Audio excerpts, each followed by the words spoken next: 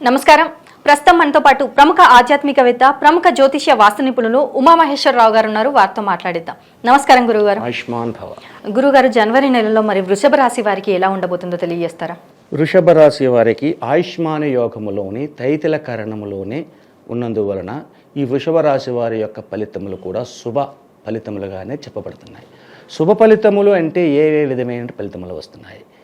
వివాహం కాని వారు ఎవరైతే ఉన్నారో ఈ యొక్క జాన్యువరి నెలలో వివాహం గురించి మాట్లాడితే ఫిబ్రవరి నెలలోకి వివాహం జరగడానికి అవకాశం ఎక్కువ ఉంది. వివాహం కాని వారి అందరికీ కూడా శుభదాయకమైన ఫలితాన్ని అందజేస్తుంది. అలాగే వృషభ రాశి వారికి అనుకోని మిత్రులు, కొత్త మిత్రులు వస్తారు. ఈ నెలలో జాన్యువరి నెలలో కొత్తగా మిత్రులు వస్తారు.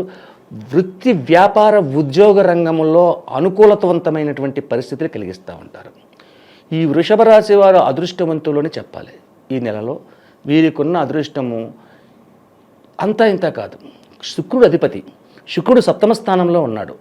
శుక్రుడు సప్తమ స్థానంలో ఉండి గురుడు ఎక్కడున్నాడు? వ్యయ స్థానంలో ఉన్నాడు. వృషభ రాశి వారికి మేషరాశిలో గురువు ఉన్నాడు. ఈ గురుబలము ఉంది, శుక్రబలము ఉంది, అలాగే చంద్రతత్వంగా కూడా బాగానే ఉంది. ఇక్కడ వచ్చింది నక్షత్రం ఏంటి వచ్చింది? బహుళ పంచమి, మంచిది. అది కూడా యోగదాయకమైన పరిస్థితుల్లోకి వచ్చింది కాబట్టి శుభదాయకమైన ఫలితాలు ఎక్కువ పొందుతున్నారు. చేసే పనిలోని నిమగ్నతగా చేస్తారు. అలాగే లగ్జరీపరమైన ఖర్చులు కూడా చేస్తారు. ఎంత సొమ్ము వచ్చినా, ఎంత సొమ్ము అయితే వస్తుందో అంత ఖర్చు జరిగిన మరల సొమ్ముని ఆర్జించగలిగిన శక్తి సామర్థ్యాలు ఈ వృషభ రాశి వారికి ఉన్నాయి. అలాగే ఈ యొక్క వృషభ రాశి వారు పండుగ తరువాత అంటే 16-17 తారీఖుల్లో ఏదైనా నూతన గృహము నిర్మాణం కానీ, కొనుగోలు కానీ, స్థలము కానీ ఏదైనా సరే కొనుగోలు చేస్తే నిర్విఘ్నంగా అది కొనసాగి దానిలోని అత్యంతమైన లాభాన్ని పొందగలుగుతారు. అంటే కుజస్థానానికి సప్తమ స్థానములో కుజుడు సప్తమాధిపత్య వహించాడు కాబట్టి భార్య పేర మీదగా ఈ యొక్క భూములు కానీ, ఇళ్ళు కానీ కొంటే అత్యంత శుభదాయకమైన ఫలితాలు పొందగలుగుతారు. అలాగే ఆరోగ్యపరమైన పరిస్థితులు చూసుకోవాలి. ఇక్కడ ఆరోగ్యపరమైన పరిస్థితులు అంటే ఏ విధమైన అనారోగ్యానికి గురి కావడానికి అవకాశం లేదు. అన్ని శుభదాయకమైన ఫలితాలే ఉన్నాయి. అంటే శుక్రుడు కూడా బుధునితో కలిపి ఉన్నాడు కాబట్టి, బుధ శుక్రులు ఇద్దరు మిత్రులు అయ్యారు కాబట్టి, అది సప్తమ స్థానమైన కలత్రభావంలో కలిగి ఉన్నారు కాబట్టి భార్యకు కూడా యోగదాయకమైన స్థితిని కలిగిస్తూ వస్తున్నారు. శుక్ర విధానం చాలా ఫలితం ఎక్కువగా ఉంటుంది. అలాగే తులారాశికి కూడా అధిపతి అయిన శుక్రుడు, ఈ తులరాశి వారు వృషభ రాశి వారు కూడా మైత్రి బంధం కలిగి ఉండడం వల్ల అత్యంత శుభదాయకమైన ఫలితాలు పొందడమే కాకుండా లాభదాయకమైనటువంటి వ్యాపార వ్యవహారాల్లో వీళ్ళు కలిసిమెలిసి ఉంటారు. అలాగే ఉద్యోగ రంగంలో ఉన్నవారు, వీరికి కూడా ఉద్యోగ రంగంలో కూడా అత్యంత శుభదాయకమైన ఫలితాలు పొందుతున్నారు.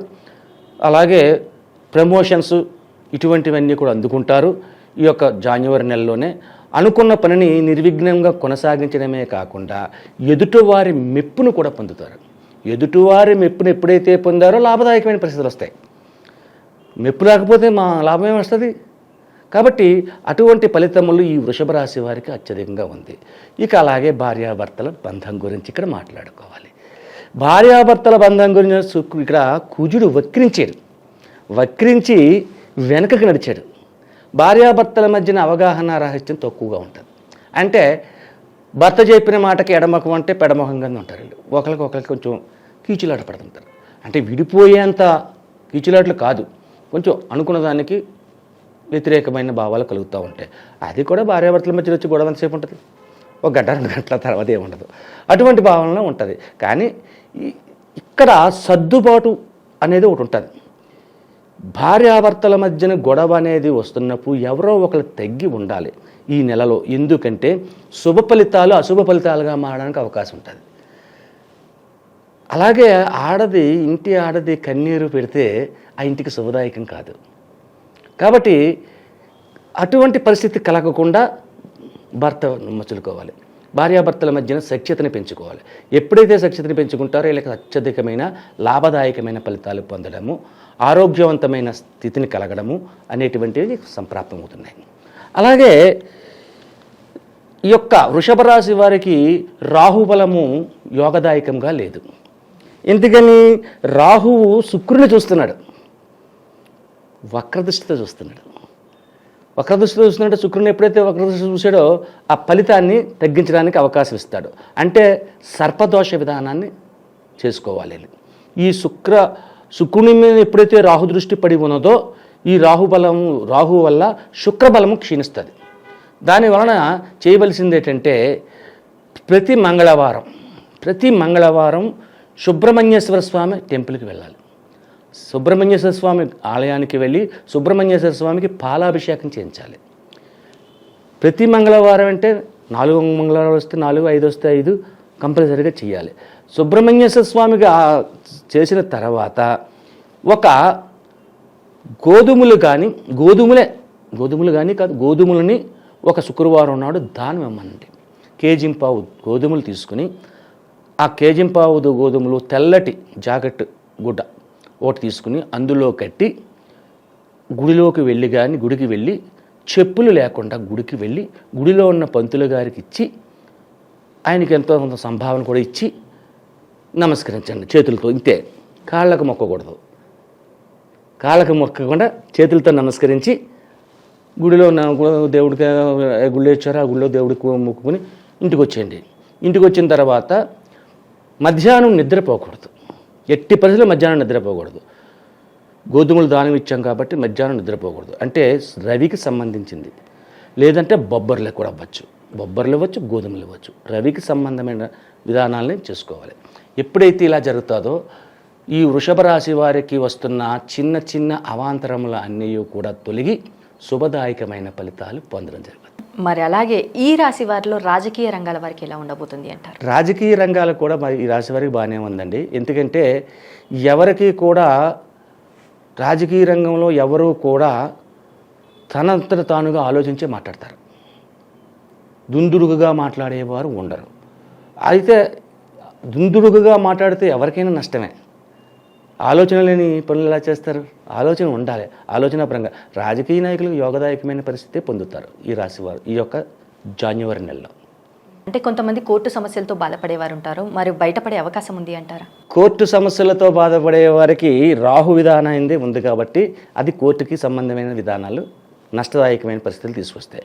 రాహువుకి ఎప్పుడైతే మీరు నేను చెప్పిన రెమెడీని చేశారో, అంటే రాహు సంబంధమైన బొబ్బర్లు కానీ గోధుమలు కానీ లేకపోతే గోధుమలు బొబ్బర్లు రెండు కలిపి ఇచ్చినా సరే దాన విధానాన్ని చేసుకుంటే రాహు పీడా విధానం పోతుంది. శుక్రుడు బలపడతాడు. బొబ్బర్లు ఇస్తే శుక్రుడు బలపడతాడు, గోధుమలు ఇస్తే రవి బలపడతాడు. రవి గురులు ఇద్దరు మిత్రులే. విద్యార్థులకు విదేశాలకు వెళ్ళాలి అనుకునే వారికి ఎలా ఉండబోతుంది? విదేశాలకు వెళ్ళే వాళ్ళకి కొద్దిగా ఆటంకపరితమైన పరిస్థితులు వస్తాయి. రాహు విధానంలో రాహు పీడ ఉంది కాబట్టి కొద్దిగా ఆటంకమైన పరిస్థితులు వస్తాయి. కొంచెం ఎక్కువగా కృషి చేయాలి. 1-2 సార్లు ఆలోచించడమే కాకుండా ఎక్కువ శ్రమ పడాలి. శ్రమ పడితే విదేశ యోగానికి రాహు ఫలితం వల్లే విదేశ యోగం వెళ్తుంది. రాహు గురువుల వల్లే విదేశ యోగం వెళ్తుంది. గురువు ఉన్న స్థానం ఏ స్థానంలో ఉన్నాడు, రాహు ఉన్న స్థానం లాభస్థానంలో ఉన్నాడు. కానీ రాహు శుక్రుని చూస్తున్నాడు కాబట్టి విదేశానికి వెళ్ళే వాటిలో అంటే ఖర్చు ఎక్కువ అవుతుంది కానీ ఫలితం తక్కువ వస్తుంది విదేశాలకు వెళ్ళేవారు. అదే స్వదేశంలోనే ఉండే చదివే విద్యార్థులకి లాభదాయకం, అత్యధికమైన శుభ ఫలితాలు పొందుతున్నారు. అలాగే గృహిణీలు తన పిల్లలకు వివాహం చేయాలనుకున్నప్పుడు 14వ తారీఖు నాడు జనవరి నెలలో 1, 2, 3 కాడి నుంచి ఇంకా స్టార్ట్ చేసుకుని మాటల విధానం అంటే ముహూర్తాలు లేవు ఇక్కడ. మాటల విధానాలు చేసుకున్న తర్వాత ఫిబ్రవరి నెలలో వివాహ ముహూర్తాలు ఉన్నాయి. వారికి వివాహం అవ్వడం తథ్యం. ఈ వృషభ రాశి వారికి ఇంట్లో శుభకార్యం జరుగుతుంది. శుభకార్యం జరిగితే శుభమే కదా, అంత లాభమే కదా, అందరూ సంతోషమే కదా, అటువంటి ఫలితాలు ఇస్తారు. ఓకే గురువుగారు, వృషభ రాశి వారికి జనవరి నెలలో ఎలా ఉండబోతుంది, అలాగే ఈ రాశి వారు చేసుకోవాల్సిన పరిహారాల గురించి కూడా చాలా చక్కగా వివరించారు గురువుగారు. ధన్యవాదాలు. ఆయుష్మాన్ భవ.